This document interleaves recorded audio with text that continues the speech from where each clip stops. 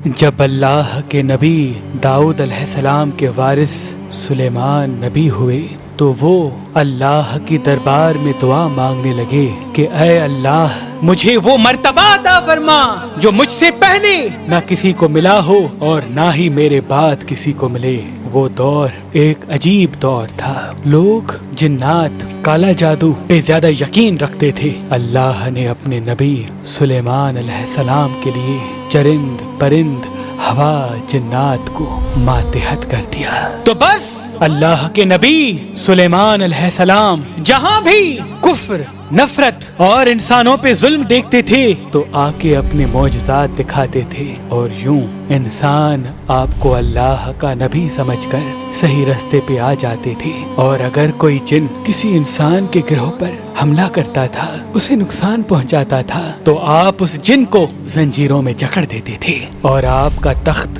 فضا اپنے کندھوں پہ اٹھائے پھرتی تھی، آپ آسمانوں میں پرواز کرتے تھے۔ تو ویسے ہی آپ آسمان میں پرواز کر رہے تھے، اتنے میں ایک جن آ کے آپ سے کہنے لگا کہ اے اللہ کے نبی، زمین پہ بابل کے پاس جنات کا ایک گروہ انسانوں پہ ظلم کرتا ہے، اور وہاں کے جن انسانوں میں حلول کرتے ہیں اور پھر انسانوں کو تکلیف دے کے یہ منواتے ہیں کہ ان کے پاس غیب کا علم ہے، اور یوں انسان بھی صراط مستقیم سے ہٹ رہے ہیں۔ جیسے ہی اللہ کے نبی سلیمان نے اس بات کو سنا تو آپ اپنے تخت کو بابل کی طرف موڑتے ہیں اور اس گروہ کے پاس آ کے کہتے ہیں، اے تکبر میں رہنے والو، اللہ سے ڈرو۔ وہ جنات کا گروہ حضرت سلیمان کی طاقت سے ناواقف تھا۔ اس میں سے ایک جن لیاب کہنے لگا، ہم کسی سے نہیں ڈرتے اور ہم اپنی مرضی چلاتے ہیں، اور اس کے قبائل کے کچھ جن حضرت سلیمان علیہ السلام کے تخت کے چاروں طرف سے آ جاتے ہیں اور کہتے ہیں، اگر تو واقعی سچا ہے تو ہمیں قید کر کے دکھا۔ تو بس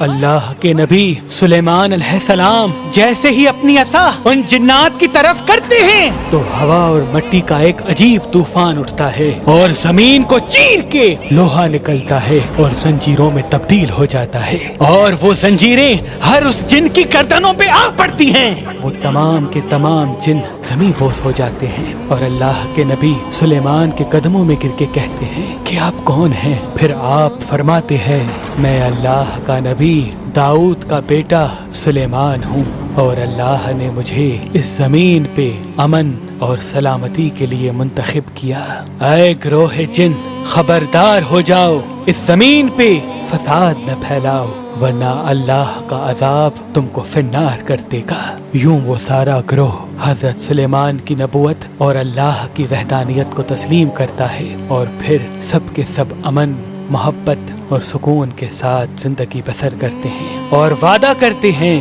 کہ کبھی بھی کسی بھی انسان کو تکلیف نہیں دیں گے۔ بے شک اللہ جسے چاہے اپنی خاص رحمت اور طاقت سے نواز دیتا ہے، وہ ہر دعا کو سننے والا اور سب پہ کرم کرنے والا ہے۔ اے اللہ، اس پورے جہان پہ اپنا کرم فرما اور ہر انسان کی دعا کو قبول و مقبول فرما، آمین ثم آمین۔ قبول و مقبول فرما، آمین